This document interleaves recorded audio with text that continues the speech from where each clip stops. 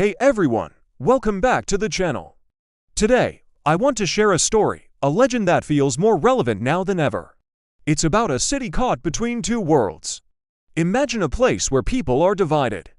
The erasers, who believe the only way forward is to forget the past, to live in pristine towers of glass, untouched by messy history. Then there are the rememberers, who argue that to forget your roots, to forget the soil you came from, is a kind of death. Watching over them both, ready to enforce the sterile peace, are the watchers with their gleaming blades.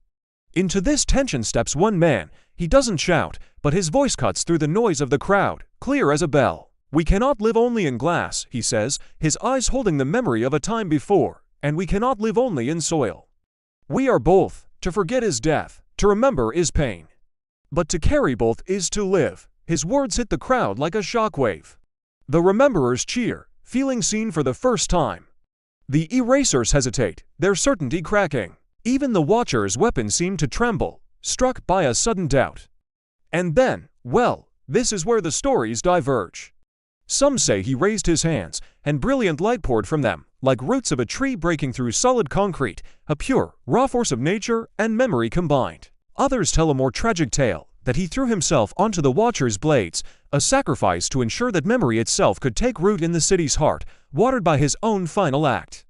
A third version, perhaps the most haunting, whispers that he simply turned, walked into the crowd, and vanished, leaving the people with his words and the heavy weight of their own choice. No one knows the truth, but what happened next is undeniable. The city began to transform. The perfect glass towers started to crack, not falling, but bending, making way for something new. In the ruins, vibrant gardens began to bloom.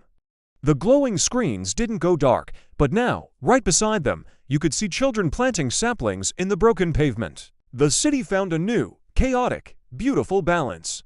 The man was never seen again, but he lived on. To the rememberers, he was the root bearer, a hero who gave the world back its soul. To the erasers, he was the fracture, a dangerous figure who nearly shattered their perfect world with the poison of the past. And to the watchers, he became the echo, a ghost reminding them that no matter how hard you try, the past always haunts the future. For the city itself, he became more than a man. He became a story. It proves that sometimes survival isn't about knowing the absolute truth. It's about finding the strength to live inside the legend that helps you grow. What do you think? Is it better to remember, even if it hurts, or to forget and move on? Let me know your thoughts in the comments below. Thanks so much for watching, and if you enjoyed this story, please consider liking and subscribing for more content like this. See you next time.